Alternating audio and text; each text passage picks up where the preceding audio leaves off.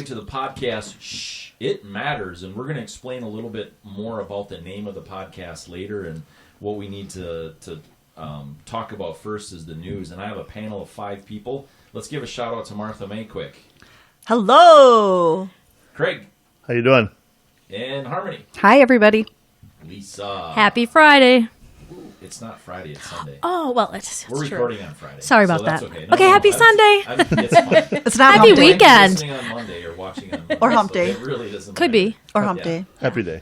It's a happy day. It's a happy That's day. right. Or hump day. So that's the panel. I'm Matt Logan. I'm your host. And what we're going to do is we're going to get into the news, and each of us pick a topic that is kind of like hit us and that's relevant to us. So today we're going to talk about French factory workers could be forced to wear social distancing devices.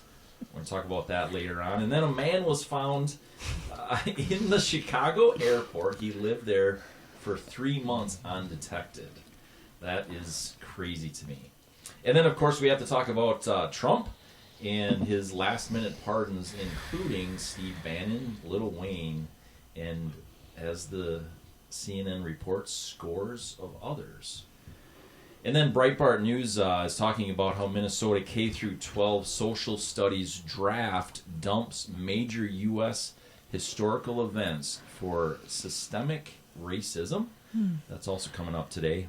And then this is titled, it's actually found on kttc.com, but it is from NBC News, and it's Twindemic threat lessons. So we'll talk about that today as well. I got scolded, you guys, for not talking about the gift of the week right away. Oh. Golden. Shame, shame. I know. Well, I think y'all scolded me. Oh, we did? Spankings for you, Matt. Hey now, don't be talking about spankings. That's for the paid program. Right. It's for the after show. We have 2 gifts, though, this week. So we are recording near Rochester, Minnesota, right? And we have a local gift. So you can text in for the local gift, but you know, we're going to talk about the way that you need to text in a little bit later. And then we have a gift that can be used nationally, too. So we'll be unwrapping that later in the show. Nice. And who's going to unwrap today? I want to. Martha May and Harmony. I already unwrapped, so I'm I want to thinking Martha unwrap. May. I want to So unwrap. Martha May I want to and Lisa. unwrap. Yeah. I want to Yeah. unwrap. I want to All right. unwrap. Someone's excited. I'm okay with that. Let's I wanna get unwrap. Let's get this down there so when she's ready. Now, I'll say go, Martha May. All Okay, right? okay, okay. I'll say go. Go right now? Go Not yet. later. Oh, go later. I want to unwrap. I want Let's to unwrap. dig in. Let's dig in. Minnesota K-12 social studies draft dumps major U.S. historical events for systemic racism.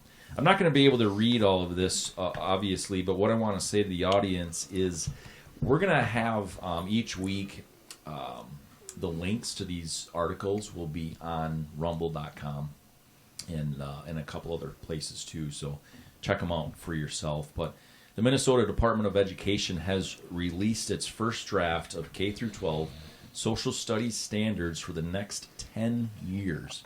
A proposal that omits most of the significant events in American history and focuses instead on systemic racism and the oppression of marginalized people throughout the U.S. and Minnesota history. And the entire draft can be viewed on this website and things, but let's define it a little bit. And so in section 17.6.2, it says define political, economic, words that I'm not sure I want to even try to pronounce right now. Apparently I should have read this closer, but spatial. I have no idea how to say this, everybody. This is a good spot of to say why we're doing this, right? Mm-hmm. So we're working class people. Clearly I'm not highly educated. I can't even say this word, right? Well read. Yes, well read. Yes. So one of the big questions the past week off of our, I think you called it inaugural episode. Inaugural episode. Technically, it was number 2 because we kind of did a pilot practice. Okay. But the one that we really released fully publicly was last week. And I had a lot of questions that came back. And so if you were one of them, here's the big why for me. I'm a product of my daughter's car crash. I became a public speaker, public figure, as some people call them, because of that. I was a woodworker. Like the table that you guys see here in the entertainment center in the background, prototype pieces that I had built. And I did that for 20 years. So I'm first a product of that. And that put me in kind of the stage, so to speak, right? And I accepted that responsibility. Just kept saying yes to people. I became in 2020 the product of Governor Walz, Governor Newsom, Governor Whitmer, and all these other things that were really apparent to me that were just, things were just, they didn't make sense. They were false. Narratives that they were trying to push from their side. And because I was a product of my daughter's car crash, what that meant to me in the beginning of that, I had to dig in it and what was the truth? What happened? I could be the victim and I could blame and I could do all kinds of things. In fact, I had attorneys contacting me and, we can go after this and we can go after that and, we can get you some money and all these other things that were going on. And it's like, well, what's the truth? Really what happened? What matters?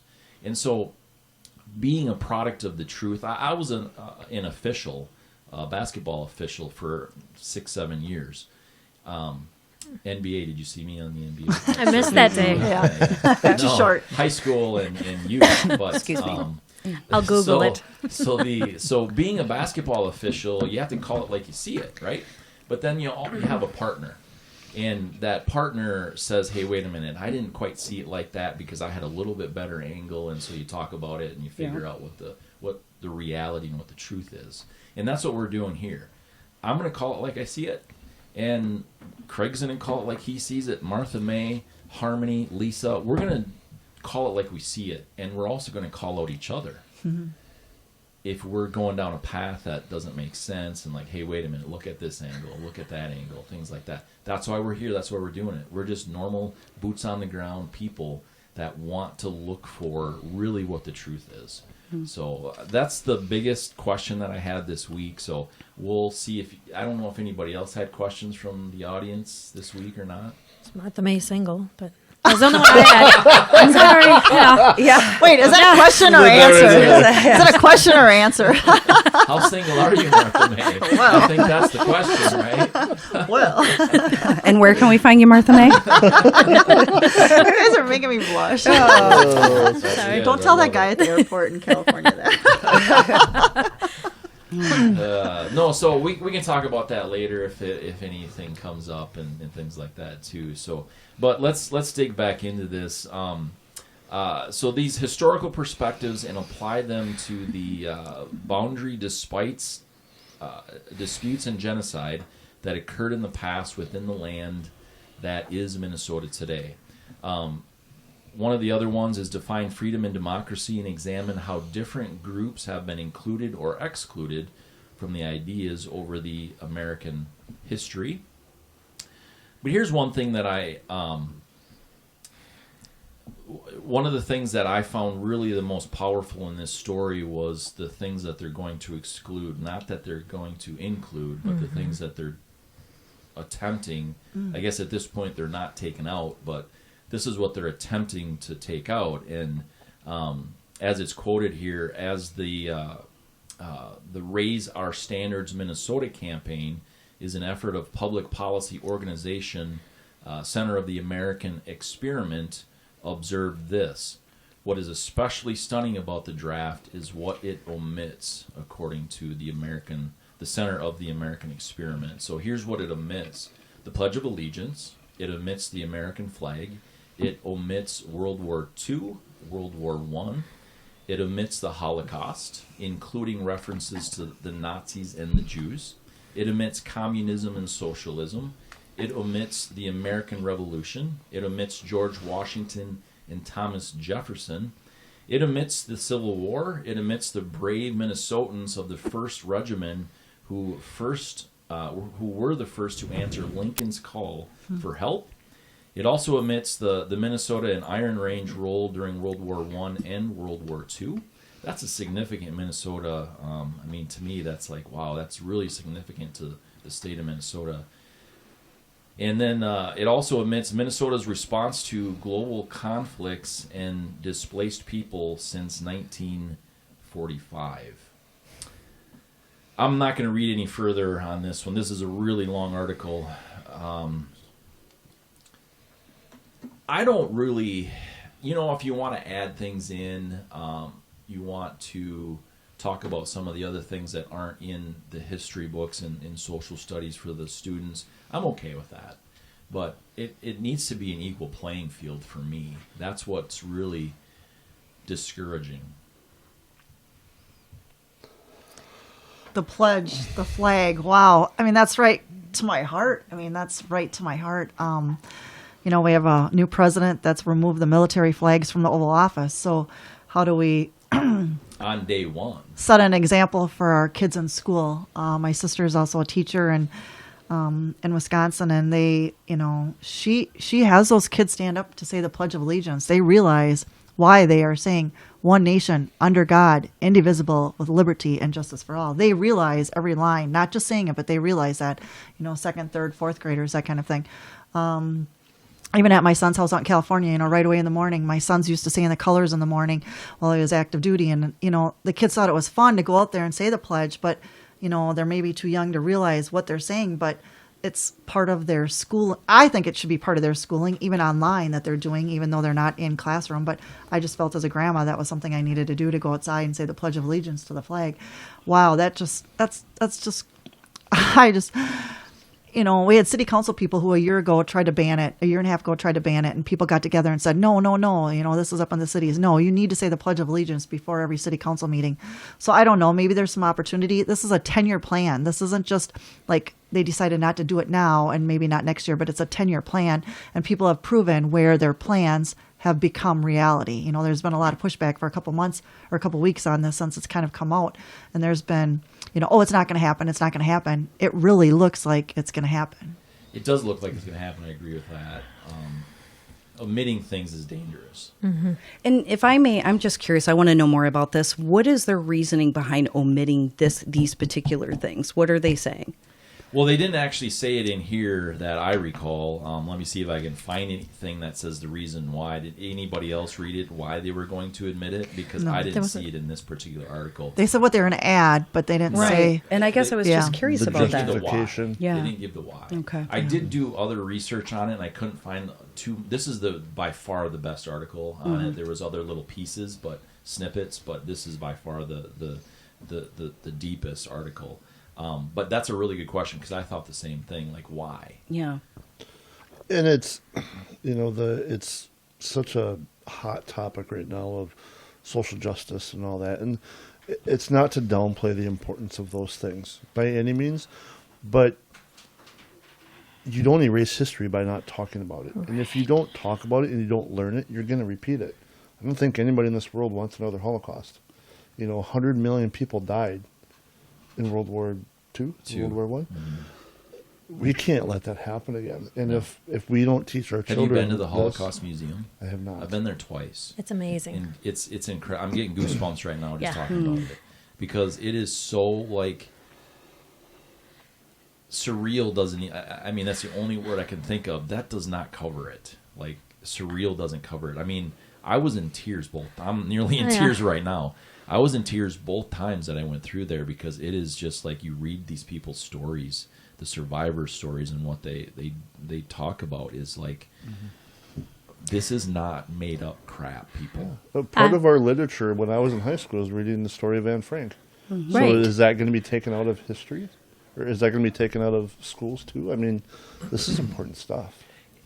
It's really important stuff, and omitting things is, like you say, is never the answer. You're gonna totally repeat history, and why?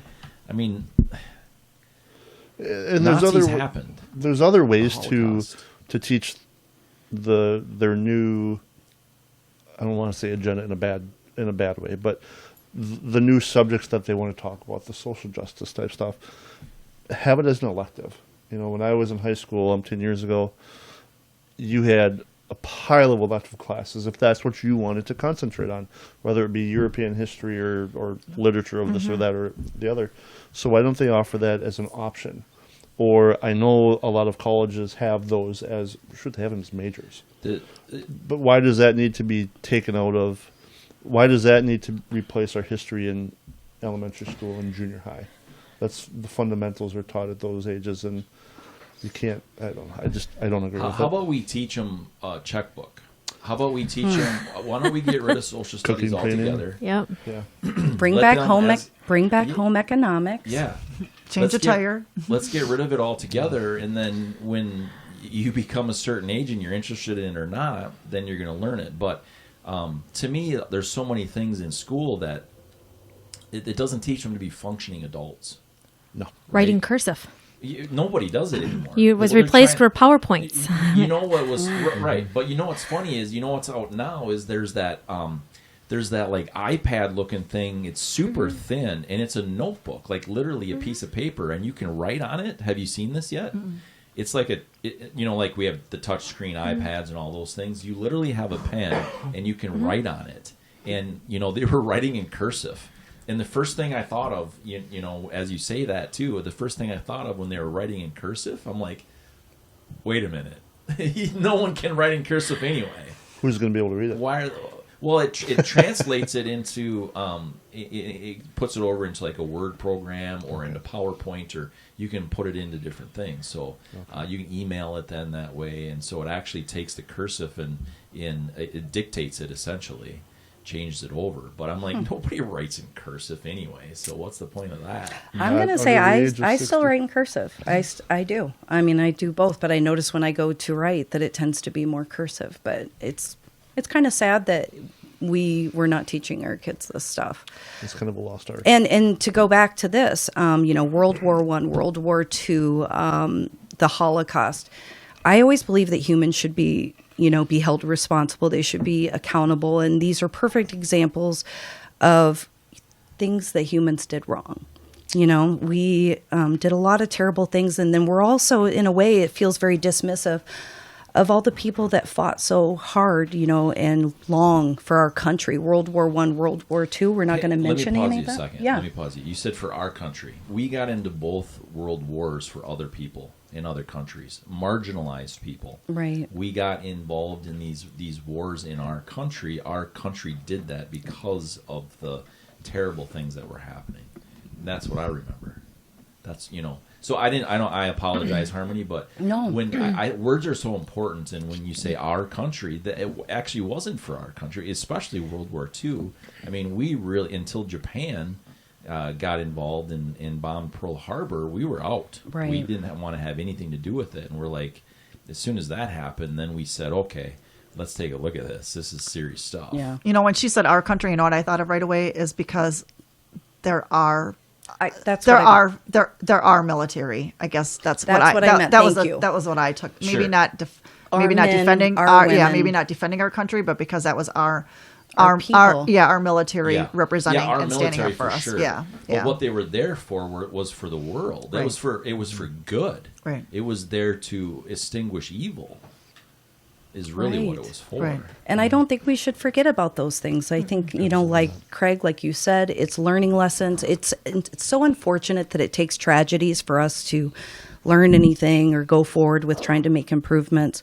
I think that there's some benefits of knowing this information and giving a little respect to our ancestors. With that, talking about World War I, World War II, how many of these kids growing up now, my grandkids included, are going to be products of Desert Storm, Operation Iraqi Freedom, Operation Enduring Freedom?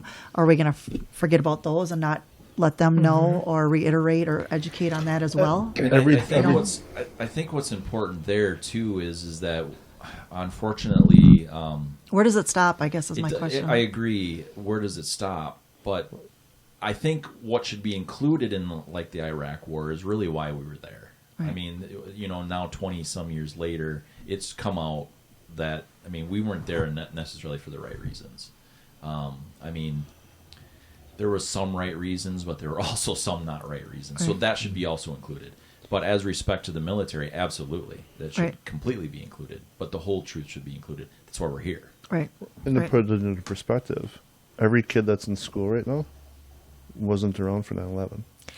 Correct. Yeah. I was going to Yeah. say that. is scary. I was blessed to be able to go on. It isn't sponsored through the Rochester Public School District. However, it's offered in 8th grade that they get to go to the DC trip. I'm sure many of you know about this DC trip. Yeah, yeah. And I was a chaperone. Yeah. And it was mind-blowing. That's where I Yeah. got to see the Holocaust. That's Yeah. where I got to see all this stuff. And that was the first class that wasn't around for 9/11. Yeah. Sure. So it was just like, well, what do you mean? I mean, it was a moment I felt old, but it was also a moment of, what do you mean you weren't? Yeah, and you had to think about that wasn't there. And, go back to the Holocaust Museum. I was starving. It was like we were going at lunchtime. I'm like, I gotta get something to eat. And after that, I don't think I ate the rest of the day. It was that moving. And to think, I have a history teaching or son. That this stuff would be missed, it literally makes me sick. It really does. I'm just curious. This cannot be missed. I had some people who had told me that they had also had toured, and they said that the feeling was heavy, that it felt very heavy For the trip? touring, going through The Holocaust. the Holocaust. Oh, it was, It was wow. very heavy. It is heavy. That's a good description for sure. Man, Very even looking powerful. at you right now, like, you've got that beautiful portrait on the wall there with the flag behind it and the eagle, and just sit there and think, I'm such a stand for the flag kind of person and respect the flag and ethics and everything and stuff. And then to not have our kids grow up with it just started in the classroom, it just started in the classroom. And now they're talking about not having a flag, not even the national, or not even having the Pledge of Allegiance, but not even a flag visible in the classroom. So, how does that just start to deteriorate the respect for our country with that? Then the question for me is what flags will they have? Exactly. And so that's the slippery slope here. Again, for me, if you want to include some of these things, okay, but don't exclude some of these other things. Yeah. Exactly. Yeah. Don't forget where you came from. Yeah. Yes, that's And why you're perfect. here. Yeah. Isn't it? That should be a song. Yeah. Maybe, yeah. Don't forget where you came from. Or stand for the red, white, blue. Yeah.